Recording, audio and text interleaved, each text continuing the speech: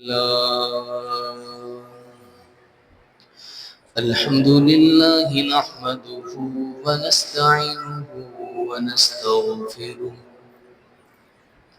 ونؤمن به ونتوكل عليه ونعوذ بالله من شرور أنفسنا ومن سيئات أعمالنا. من يهده الله فلا مضل له ومن يضلله فلا هادي له. ونشهد أن لا إله إلا الله وحده لا شريك له. ونشهد أن سيدنا وصمدنا وحبيبنا وطبيبنا وشفيعنا محمدا عبده ورسوله. الله تبارك وتعالى في القرآن المجيد والفرقان الحميد: إن الله وملائكته يصلون على النبي يا أيها الذين آمنوا صلوا عليه وسلموا تسلیما. تمامی احباب مل کر ایک مرتبہ محبت کے ساتھ درود پاک کے نذرانے میں شامل ہو جائیے. الصلاة والسلام عليك يا رسول الله. الصلاة والسلام عليك يا حبيب الله.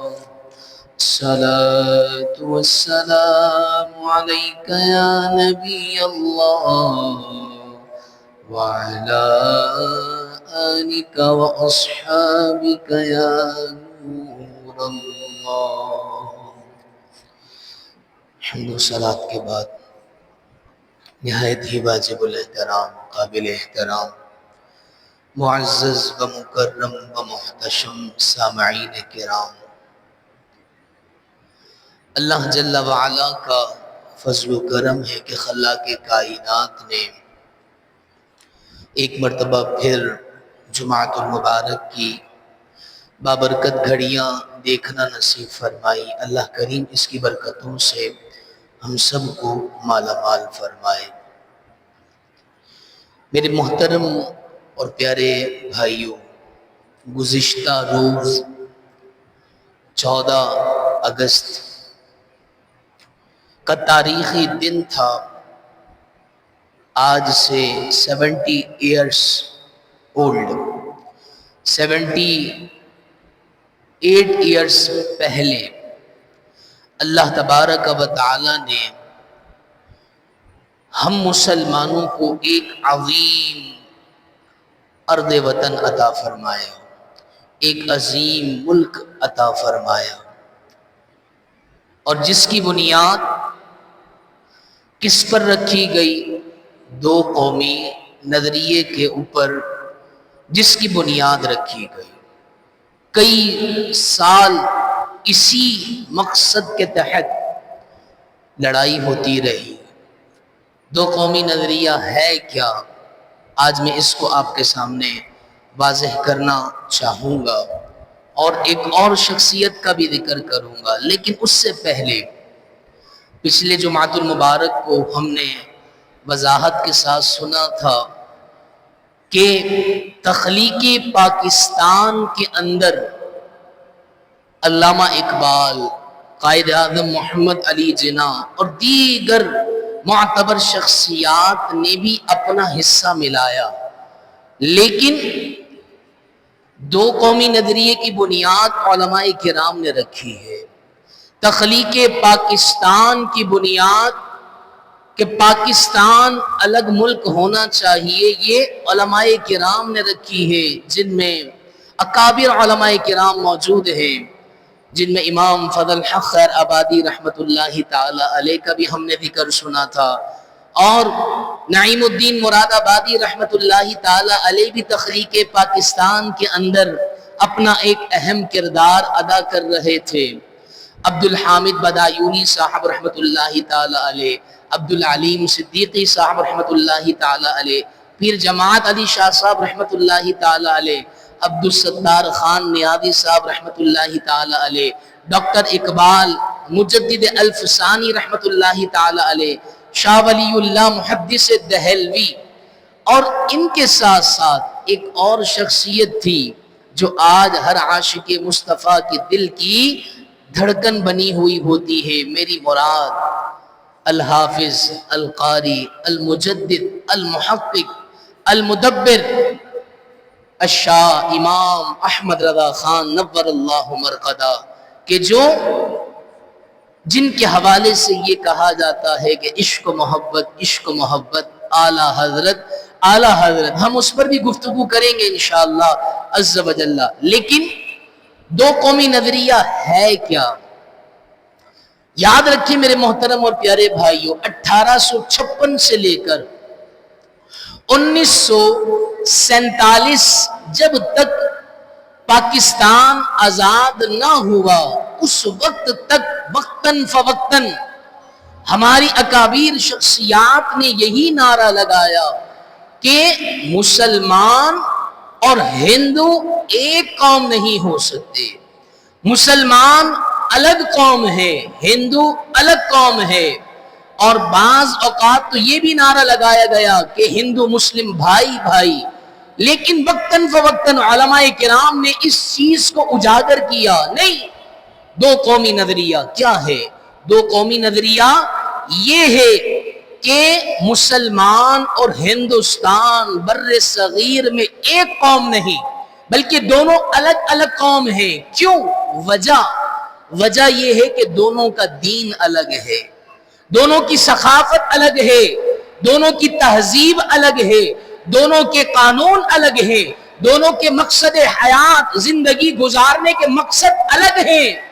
کیونکہ مسلمان اللہ کی عبادت کرتا ہے، ہندو بت کی عبادت کرتا ہے، مسلمان جس چیز کو جائز سمجھتا ہے ہندو اس کو ناجائز سمجھتا ہے، یعنی دونوں کے اطوار، ثقافت، دین، ادیان، سب مقصد حیات الگ الگ ہیں۔ تو اسی وجہ سے علماء کرام نے فرمایا کہ ہندو مسلم بھائی بھائی نہیں ہو سکتے۔ 1920 کے اندر یہ ایک اہم کردار ادا کیا۔ کس نے ادا کیا؟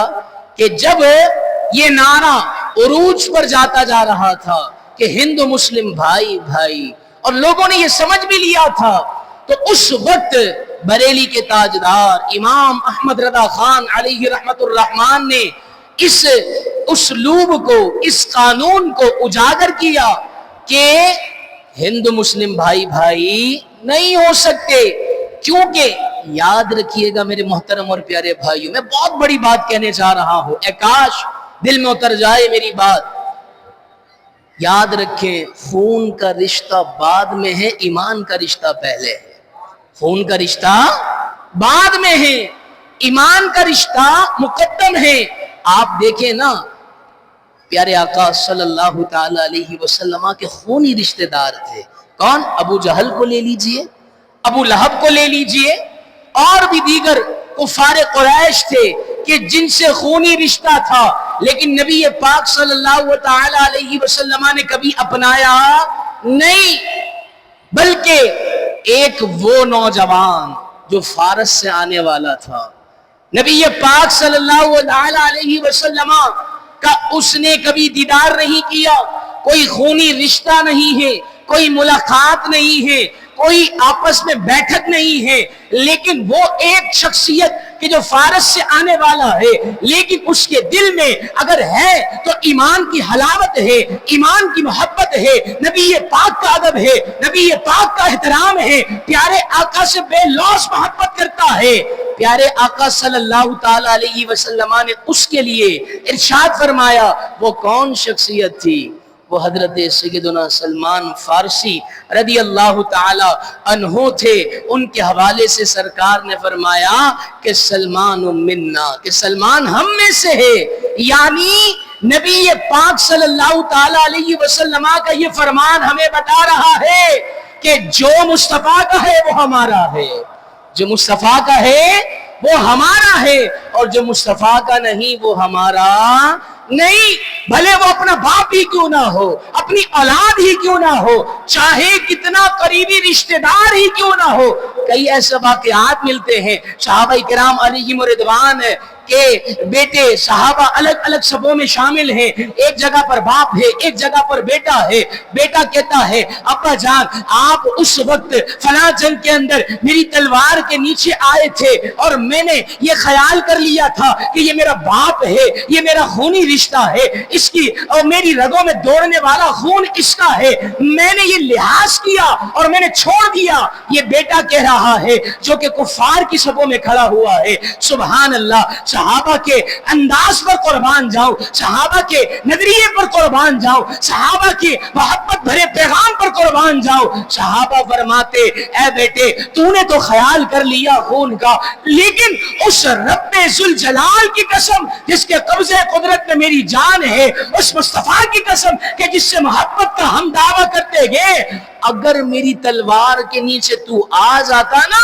تو پھر میں یہ نہ دیکھتا کہ تو میرا بیٹا ہے، تو میرا لختے جگر ہے، تو میری گود میں پلا ہے، بلکہ میں یہ دیکھتا کہ ایمان مقدم ہے اور خونی رشتہ مؤخر ہے۔ میں تیری سر کو تیرے جسم سے جدا کر دیتا۔ کیوں؟ کیونکہ جو مصطفیٰ کا نہیں وہ ہمارا نہیں، جو مصطفیٰ کا نہیں وہ ہمارا نہیں۔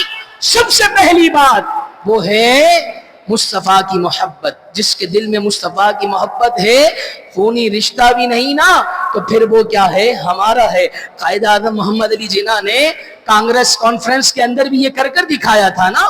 میں صرف اسی بات کو واضح کرنے جا رہا ہوں کہ آج ہم بھی کیا ہے، کسی بددین کے ساتھ بیٹھ جاتے ہیں، کہتے ہیں کہ یار یہ بھی تو انسان ہے، ہم بھی انسان ہیں۔ ارے میرے محترم اور پیارے بھائیوں، یہ مسلمان کا نظریہ نہیں ہے۔ ہندو مسلم الگ الگ قومیں ہیں، یہ بھائی بھائی نہیں ہو سکتے، کیونکہ ایمانی رشتہ بھائی بھائی ہونے کے لیے کیا ہے؟ بہت اعلیٰ حیثیت رکھتا ہے۔ قائد اعظم محمد علی جناح ایک خطاب کر رہے تھے، ایک صحافی کھڑا ہوا اور کھڑا ہو کر پتہ اس نے کیا کہا؟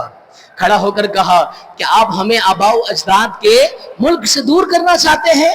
ہم ہمارے آباء و اجداد اسی ہندوستان میں پلے بڑے ہیں، آج آپ نعرہ لگاتے ہیں کہ ہندو مسلم بھائی بھائی نہیں ہے، ہندو الگ قوم ہے، مسلمان الگ قوم ہے۔ تو قائد اعظم محمد علی جناح نے کہا ہاں میں بالکل درست کہہ رہا ہوں۔ کہا آپ یہ کیا کر رہے ہیں؟ ہمارے آباء و اجداد سے دور کر رہے ہیں۔ قائد اعظم محمد علی جناح نے ایک پانی کا گلاس منگوایا، ذرا سنیے گا میرے محترم اور پیارے بھائیوں۔ پانی پیا، پانی پینے کے بعد رکھ دیا، تھوڑی دیر بعد گفتگو کرنے کے بعد اسی صحابی کو کھڑا کیا اور کہا کہ پانی پینا ہے؟ اس صحابی نے کہا نہیں میں کیسے پی سکتا ہوں، تم مسلمان ہو میں ہندو ہوں، تمہارا دین الگ ہے میرا دین الگ ہے۔ کہا بیٹھ جائیے، تھوڑی دیر گفتگو کی، پھر ایک کسی اور ملک سے غالباً ترکی سے آیا ہوا لیکن تھا کیا؟ مسلمان، لا الہ الا اللہ محمد رسول اللہ صلی اللہ علیہ وسلم کا کلمہ پڑھتا تھا مسلمان۔ اب اس کو بلایا اور کہا کہ یہ پانی پی لیجئے۔ اس نے یہ نہ کہا کہ تم تو ہندوستان کے رہنے والے مسلمان ہو، میں ترکی کا رہنے والا مسلمان ہو، نہیں، بلکہ اس نے اس حدیث مبارکہ پر عمل کیا کہ المسلم اخو المسلم، کہ مسلمان کا بھائی ہے، چاہے وہ کسی اور ملک میں رہنے والا ہی کیوں نہ ہو۔ اس نے گلاس اٹھایا اور پی لیا۔ قائد اعظم محمد علی جناح نے کہا کہ بس یہی فرق ہے، دیکھو یہ مسلمان تھا، اس نے ہمیں بھائی سمجھا، ہمارا جھوٹا پی لیا، تم نے کہا کہ تم تو مسلمان ہو ہم ہندو ہیں، ہم تمہارا کیسے جھوٹا پی سکتے ہیں؟ تو پھر مسلمان اور ہندو بھائی بھائی کیسے ہو سکتے ہیں؟ فرمایا کہ مسلمان الگ قوم ہے، ہندو الگ قوم ہے، مسلمان الگ دین ہے، ہندو الگ دین ہے، مسلمان الگ ثقافت ہے، ہندو الگ ثقافت ہے، مسلمان الگ قانون ہے، ہندو الگ قانون ہے، مسلمان کا الگ مقصد حیات ہے، ہندو کا الگ مقصد حیات ہے۔ جب سب کچھ الگ الگ ہے تو پھر ملک بھی الگ الگ ہونا چاہیے۔ یہ قائد اعظم محمد علی جناح نے کہا، یہ ہے دو قومی نظریہ۔ اور میرے محترم اور پیارے بھائیوں، اسی کانفرنس کے اندر نا یہ بھی سوال ہوا تھا، اللہ اکبر کبیرہ، کاش ہم سمجھنے والے بن جائیں، کاش ہم اس پر عمل کرنے والے بن جائیں. ذرا ہمیں نا پاکستان کی تاریخ کا مطالعہ کریں.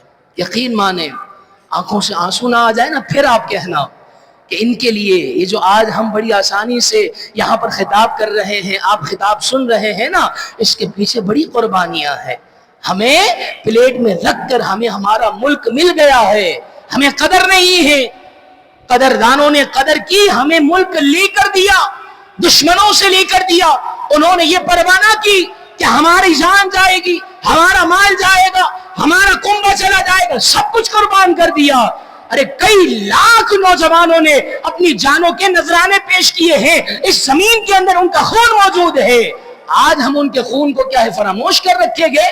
آج صرف ہم یہ سمجھتے ہیں کہ پا کر بجا دیا یہ جشن آزادی ہے, ہم نے باجا بجا دیا یہ جشن آزادی ہے, ہم نے فائرنگ کر دی یہ جشن آزادی ہے, ہم نے کیا ہے آتش بازیاں کر دی یہ جشن آزادی ہے.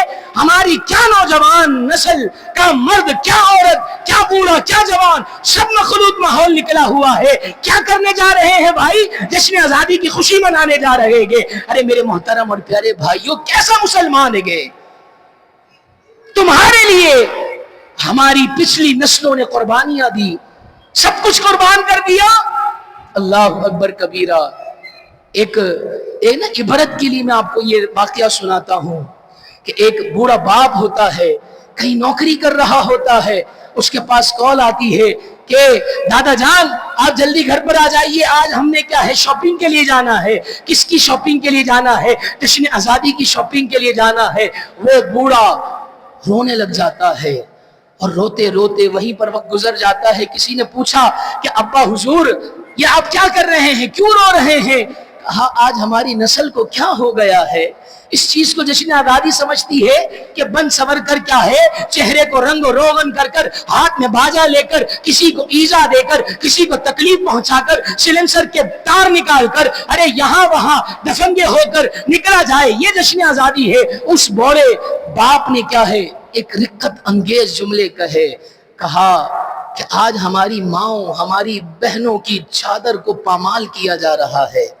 ارے یہ وہ مائیں ہیں, یہ وہ بہنیں ہیں کہ جنہوں نے اپنے پردے کے لیے کہ ہماری چادر قربان نہ ہو اپنی جان دے دی. اور آج ہماری نسل کیا کر رہی ہے؟ آج ہماری نسل ہمارے ہی ہاتھوں سے کیا ہے اپنے آپ کو کیا ہے برباد کر رہی ہے. اور پھر کہتے ہیں کہ پاکستان کیوں ترقی کی طرف نہیں جا رہا؟ یہ سب کچھ اپنے ہی ہاتھوں کے ہے کرتوت. سچ ہے کہ برے کام کا انجام برا ہے. آج ہم صحیح کام کر ہی نہیں رہے میرے محترم اور پیارے بھائیوں. قائد اعظم محمد علی جناح سے پوچھا کہ آپ ملک تو الگ بنانا چاہتے گے, کاش میں جو ایک مقصد لے کر آیا ہوں وہ مقصد ہم سب کے دلوں میں اتر جائے. پوچھا کہ آپ الگ ملک بنانے جا رہے ہیں, کوئی قانون ہے؟ سنیے گا میرے محترم اور پیارے بھائیوں, یہ وہ ہیں جو اہل علم ہیں. انہوں نے کیا جواب دیا؟ انہوں نے کوئی الگ قانون نہیں بنایا. آج اٹھ کر کیا ہے جس کو دیکھو کہتا ہے میرا جسم میری مرضی, مجھے میرے اختیارات دینے چاہیے. میرے محترم اور پیارے بھائیوں, قائد اعظم محمد علی جناح نے پتہ ہی کیا کہا, قانون بنانے کی ضرورت تھوڑی ہے, قانون تو ہمارے پاس موجود ہے. وہ قانون کیا ہے؟ وہ قانون قرآن پاک کی کتاب ہے.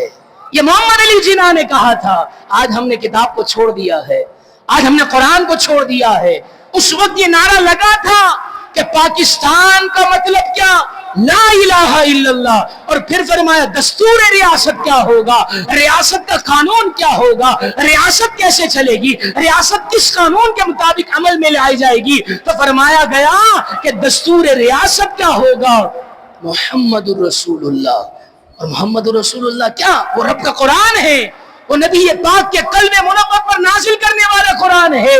سب قرآن کے اندر موجود ہے. یہ ہے میرے محترم اور پیارے بھائیوں پاکستان بنانے کا مقصد. خدا را تھوڑا سا سوچئے, تھوڑا نہیں بلکہ مکمل سوچئے. آپ دیکھیں نا گزشتہ روز کیا بدتمیزی تھی, کیا طوفان بدتمیزی تھی. العیاذ باللہ. اللہ کریم بس ہم یہی دعا کر سکتے ہیں اس ارض وطن کے لیے کہ اللہ تبارک و تعالی اس کو صبح قیامت تک ہرا بھرا رکھے, صبح قیامت تک اس کو پھلتا پھولتا رکھے, اس کو دشمنوں کی میلی نظر سے بچائے. اللہ کریم مسلمانوں کو عقل سلیم عطا فرمائے. اور ایک اور بات ساتھ میں کہ اس دو قومی نظریے کے اندر جو مختلف علماء کرام نے کام کیا ہے، اس میں ایک شخصیت امام احمد رضا خان نور اللہ مرقدہ کی ذات بھی ہے، جن کا عرس مبارک بھی آ رہا ہے 25 صفر المظفر کو، تو سوچا کچھ دو قومی نظریے کی بنیاد پر بھی گفتگو ہو جائے۔ اعلیٰ حضرت رحمت اللہ تعالی علیہ، ویسے تو یاد رکھیں میرے محترم اور پیارے بھائیوں، اعلیٰ حضرت کوئی ایک شخصیت کا نام نہیں ہے، کوئی ایک شخصیت کا نام نہیں ہے، بلکہ اعلیٰ حضرت عقیدے کے تحفظ کا نام ہے، عقیدے کی حفاظت کا نام ہے۔ اور اعلیٰ حضرت رحمت اللہ تعالی علیہ کی تعلیمات پر ریسرچ کرنے والوں نے ریسرچ کیا تو اس نتیجے پر پہنچے، یعنی عقل اس نتیجے پر پہنچی ہے کہ کم و بیش 100 سے زیادہ علوم پر اعلیٰ حضرت رحمت اللہ تعالی علیہ مہارت تامہ رکھتے تھے۔ سبحان اللہ۔ اور پھر کسی نے اعلیٰ حضرت رحمت اللہ تعالی علیہ کے حوالے سے میں آپ کے سامنے 2 شعر عرض کروں گا کہ اگلوں نے تو لکھا ہے بہت علم دین پر ہے، یعنی پچھلوں نے بہت علم دین لکھا ہے، لیکن جو کچھ ہے اس صدی میں وہ تنہا رضا کا ہے۔ اور پھر شاعر نے کہا اتنے علوم پر مہارت تامہ، کون سا دنیاوی علوم، کون سا دینی علوم، سب پر مہارت تامہ رکھتے تھے۔ تو پھر شاعر نے قلم اٹھایا اور کہا کہ ملک سخن کی شاہی تم کو رضا مسلم ہے، جس سمت آ گئے ہوں سکے بٹھا دیے ہیں، یعنی کوئی میدان خالی نہیں چھوڑا۔ جس میدان میں قلم اٹھایا ہے، میں صرف آج ایک موضوع پر آپ کی گفتگو کرنا چاہوں گا۔ اعلیٰ حضرت رحمت اللہ تعالی علیہ کا قرآن پاک ترجمہ کرنے کا انداز، سبحان اللہ۔ میرے محترم اور پیارے بھائیوں، قرآن پاک پڑھا کریں، قرآن پاک پڑھا کریں، لیکن ترجمے کے ساتھ، اور ترجمے کا انتخاب بھی اچھا ہونا چاہیے، عشق سے لبریز ہونا چاہیے۔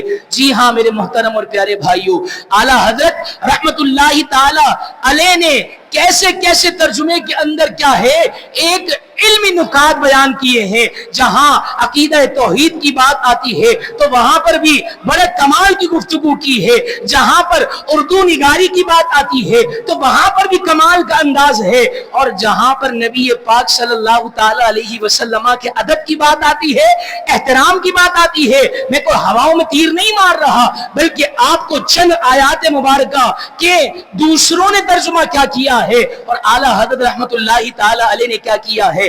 پہلے اللہ کے بندہ ہونے کا حق ادا کرتے ہیں، عقیدہ توحید کے حوالے سے کیا شاندار گفتگو فرمائی ہے کہ اللہ تبارک و تعالی کے حوالے سے کیسے الفاظ کا چناؤ ہونا چاہیے، کیسے الفاظ کا استعمال ہونا چاہیے۔ ایسا نہیں ہونا چاہیے کہ بس اٹھا اور جو منہ میں آیا بک دیا، نہیں، یہ بارگاہ بہت بڑی بارگاہ ہے، یہ رب العالمین کی بارگاہ ہے، یہ خالق و مالک کی بارگاہ ہے، یہ رب لم یزل کی بارگاہ ہے۔ میرے محترم اور پیارے بھائیوں، ایک آیت مبارکہ، وہ آیت مبارکہ یہ ہے، اللہ تبارک و تعالی قرآن مجید میں ارشاد فرماتا ہے وَمَكَرُوا مَكْرَ اللَّهِ وَاللَّهُ خَيْرُ الْمَاكِرِينَ، اور انہوں نے مکر کیا۔ اور اب دیکھیں دیگر نے ترجمہ کیا کیا ہے، دیگر نے کہیں پر اس مکر کا ترجمہ فریب کیا ہے، دیگر نے ترجمہ یہاں پر مکر کا ترجمہ دھوکہ کیا ہے۔ اللہ اکبر کبیرہ، العیاذ باللہ، یہ دھوکہ فریب یہ ایک عیب ہے۔ دنیاوی اعتبار سے بھی اگر کوئی کہے کہ حضرت آپ نے مجھے دھوکہ دیا ہے تو گویا کہ اس کی نظر کے اندر میں ایک اچھا انسان نہیں ہوں۔ یہ دھوکے کا لفظ ہی، یہ فریب کا لفظ ہی کیا ہے، عیب پر دلالت کرتا ہے۔ اب ذرا سنیے گا میرے محترم اور پیارے بھائیوں کہ اللہ تبارک و تعالیٰ کے لیے جب ہم ایک بندے کے لیے یہ لفظ استعمال نہیں کر سکتے تو پھر اللہ تبارک و تعالیٰ کے لیے چاہیے کہ یہ لفظ استعمال کیا جائے۔ اب ذرا سماعت فرمائیے گا کہ دیگر نے ترجمہ کیا کیا ہے، اور اعلیٰ حضرت رحمت اللہ تعالی علیہ نے عقیدہ توحید کی، عقیدہ باری تعالیٰ کی، اللہ تبارک و تعالیٰ کے حوالے سے کیسے الفاظ کا استعمال ہونا چاہیے۔ وَمَكَرُوا مَكْرَ اللَّهِ، اور انہوں نے مکر کیا، انہوں نے دھوکہ کیا، انہوں نے فریب کیا، انہوں نے مکر کیا۔ وَمَكَرُوا مَكْرَ اللَّهِ، اور اللہ تبارک و تعالی نے خفیہ تدبیر فرمائی۔ وَاللَّهُ خَيْرُ الْمَاكِرِينَ، اللہ تبارک و تعالی بہترین خفیہ تدبیر فرمانے والا ہے۔ اب ذرا دیکھیں یہاں پر یہ کوئی سادی بات نہیں ہے، خفیہ تدبیر، تھوڑا سا ہارڈ لفظ ہے، لیکن ایک اچھے لفظ کا چناؤ کیا ہے، ایک اچھے لفظ کا استعمال کیا ہے۔ اسی طریقے سے ایک اور مقام پر اللہ یستہزئ بہم، یہاں پر یہ ہے کہ بعض نے یہ ترجمہ کیا ہے کہ اللہ تبارک و تعالی ان کے ساتھ مذاق کرتا ہے، بعض نے یہ کیا ہے کہ اللہ تبارک و تعالی ان کے ساتھ مسخری فرماتا ہے، بعض نے یہ کیا کہ اللہ تبارک و تعالی ان کے ساتھ مسخرہ کرتا ہے۔ اللہ اکبر کبیرہ۔ اب میرے محترم اور پیارے بھائیوں ذرا سوچئے نا کہ اللہ مسخر فرماتا ہے، العیاذ باللہ، یہ ایک عیب ہے، یہ اچھا لفظ نہیں ہے۔ اب بعضوں نے یہ ترجمہ کیا ہے، لیکن جب میرے امام احمد رضا خان نے قلم اٹھایا تو فرمایا اللہ یستہزئ بہم، اللہ تبارک و تعالی ان کے ساتھ استہزاء فرماتا ہے، یعنی ایک ادب کو ملحوظ خاطر رکھا۔ آگے چلیے، وَوَجَدَكَ ضَالًّا فَہَدَىٰ۔ اب عقیدہ توحید کے بعد عقیدہ رسالت، نبی پاک کا ادب، نبی پاک کا احترام، میں دو آیت مبارکہ آپ کے سامنے اس حوالے سے عرض کروں گا۔ وَوَجَدَكَ ضَالًّا فَہَدَىٰ، اس آیت مبارکہ کا ترجمہ بعضوں نے کیا کیا ہے کہ جب آپ کو اللہ تبارک و تعالی نے گمراہی میں پایا، فہدا تو ہدایت عطا فرمائی۔ اب میں یہاں پر ایک بات عرض کرنا چاہوں گا کہ کیا اللہ کے نبی گمراہی میں پڑ سکتے ہیں؟ کیا اللہ تبارک و تعالی کے نبی کسی غلط کام میں گمراہی میں پڑھ سکتے ہیں؟ نہیں پڑھ سکتے۔ جب پڑھ نہیں سکتے تو گمراہی کا لفظ ان کے لیے استعمال کرنا، یہ بتائیے بے ادبی ہے یا نہیں ہے؟ یہ سوء ادب ہے، ان کے ادب کے خلاف ہے۔ اللہ اکبر کبیرہ۔ جب امام عشق و محبت بریلی کے تاجدار امام احمد رضا خان علیہ رحمت الرحمن نے جب قلم اٹھایا تو فرمایا وَوَجَدَكَ ضَالًّا فَہَدَىٰ، جب آپ کو آپ کے رب نے اپنی محبت سے گم پایا، یعنی دالن کہتے ہیں، گمراہی کو بھی کہتے ہیں، اور دالن عربی میں کہتے ہیں محبت سے پھر جانے کو بھی۔ جب آپ کے رب نے آپ کو اپنی محبت سے گم پایا، فہدا، تو پھر ہدایت عطا فرمائی کہ اے محبوب تو میری محبت میں رفتہ ہو جا، اے محبوب تو میری محبت میں کیا ہے، آ جا۔ اسی طریقے سے ایک اور آیت مبارکہ، اللہ اکبر کبیرہ، اللہ تبارک و تعالی سورہ فتح کے اندر ارشاد فرماتا ہے، بڑی کمال کی آیت مبارکہ ہے اور بڑا کمال کا عشق اعلیٰ حضرت، انا فتحنا لک فتحا مبینا لیغفر لک اللہ ما تقدم من ذنبک وما تأخر۔ یہ سورہ فتح ہے۔ جب اللہ تبارک و تعالی نے فتح مکہ سے ہمکنار فرمایا تو اس آیت مبارکہ کا نزول فرمایا، انا فتحنا لک فتحا مبینا۔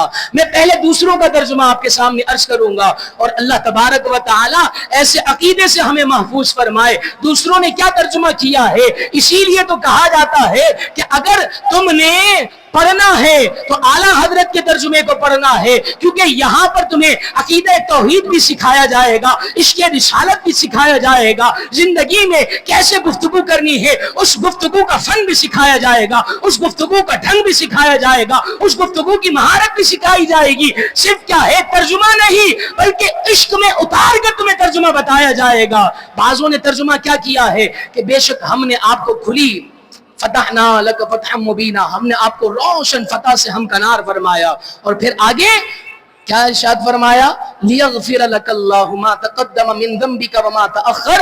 بعضوں نے یہ ترجمہ کیا ہے، یہ اعلیٰ حضرت کا ترجمہ نہیں۔ کیا ترجمہ؟ کہ اللہ تبارک و تعالی نے آپ کے جو پچھلے گناہ ہیں اس کو بھی بخش دیے، جو اگلے گناہ ہیں اس کو بھی بخش دیے۔ معاذ اللہ، معاذ اللہ، یعنی گویا کہ بعض یہ کہہ رہے ہیں کہ آپ نے جو گناہ کیے ہیں، جو پیچھے والے گناہ ہیں وہ بھی بخش دیے، جو آگے گناہ کرنے جا رہے ہیں وہ بھی بخش دیے۔ بعض نے ترجمہ کیا کہ آپ کی جو اگلی خطائیں ہیں وہ بھی آپ کے رب نے بخش دی، جو آپ کی پچھلی خطائیں ہیں آپ کے رب نے وہ بھی بخش دی۔ العیاذ باللہ۔ اب یہاں عقیدہ اہل سنت سنیے گا، سماعت کیجئے گا۔ عقیدہ اہل سنت یہ ہے کہ الانبیاء معصومون अनिल खताइ सगीरती वल कबीरती क़ब्ल नबुव्वती व बाद नबुव्वती, कि अंबिया जो भी हो, चाहे ऐलान नबुव्वत से पहले का मामला हो, चाहे ऐलान नबुव्वत के बाद का मामला हो, चाहे गुनाह सगीरा का मामला हो, चाहे गुनाह कबीरा का मामला हो, अरे करना तो बहुत दूर की बात है, अंबिया के हवाले से ये वहम में भी नहीं ला सकते। क्यों? अकीदा अहले सुन्नत है, अल अंबिया मासूमूना, अंबिया जो है वो क्या होते हैं? महफूज होते हैं। किससे?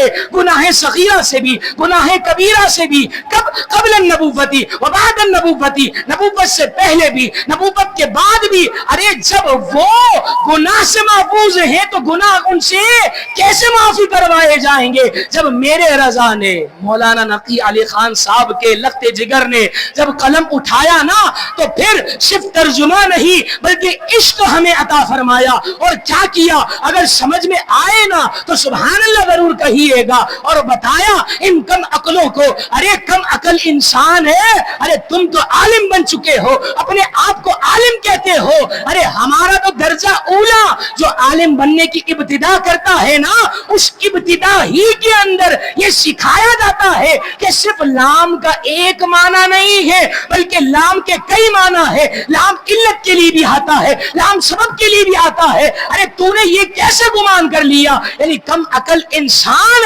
ऐसा गलीज तर्जुमा करना, ये तो तेरे कम अकली पर, कम इल्मी पर दलालत करता है। अब सुन मेरे इमाम का तर्जुमा क्या है। मेरे इमाम जब कलम उठाते हैं, जब कलम उठाते हैं तो लिखते हैं इन्ना फतहना लक फतहम मुबीना, बेशक हमने आपको रोशन फतह अता फरमाई। अरे कैसी फतह अता फरमाई? अल्लाह ने आपको वो अता किया है, अल्लाह ने वो अता किया है। वला सौफ युतीका रब्बुका फतरदा, अन करीब आपका रब आपको वो अता करेगा कि आप राजी हो जाएंगे। अरे कैसे राजी होंगे? फरमाया लियगफिर लकल्लाहु, अल्लाह तबारक व तआला ने आपके सबब से, आपकी वजह से अल्लाह तबारक व तआला ने आपकी अगली उम्मत के भी गुनाह बख्श दिए, पिछली उम्मत के भी गुनाह बख्श दिए। ये अकीदा बताया जा रहा है कुरान के अंदर के ऐसे अदब करना है, ऐसे एहतराम करना है। फकत कलम उठाया और लिख नहीं दिया। तो मेरे मोहतरम और प्यारे भाइयों, ये पुरफितन दौर है। अगर चाहते हैं अकीदे की हिफाजत, अकीदे की पासदारी, अकीदे की रहनुमाई, आला हजरत को पकड़ लीजिए। एक दरगीर और महकम गिर, एक दर को पकड़ लीजिए, मजबूती के साथ पकड़ लीजिए। आज न जाने हम किसी डॉक्टर को सुन रहे होते हैं, किसी प्लेम्बर को सुन रहे होते हैं, किसी मिर्जा को सुन रहे होते हैं और अपने अकीदे का बिगाड़ कर रहे होते हैं। खुदारा खुदारा, इस दौर के अंदर आए ना यार, एक ही डॉक्टर है, एक ही सब कुछ है, वो है मेरा पीर, वो है मेरा पीर, जो हमें क्या है, आला हजरत रहमतुल्लाहि ताला अलैह के दामन से वाबस्ता किए रखता है। जी हाँ, अगर जुड़ना है तो जुड़िए ना यार। अमीर अहले सुन्नत दामत बरकातुहुल आलिया के मलफूजात को सुनिए, वहां पर आपको अकीदा भी बताया जाएगा, इश्क मुस्तफा भी बताया जाएगा, वहां दीन की बातें भी बताई जाएंगी। यहां वहां क्यों जाते हैं? इश्क वालों के साथ बैठिए, फिर पता चलेगा कि इश्क वालों का अंदाज क्या होता है। तो मेरे मोहतरम और प्यारे भाइयों, खुदारा खुदारा अपने अकीदे की हिफाजत कीजिए। अकीदा है तो सब कुछ है। हमने दो कौमी नजरिया पढ़ा ना, दो कौमी नजरिए की बुनियाद क्या है?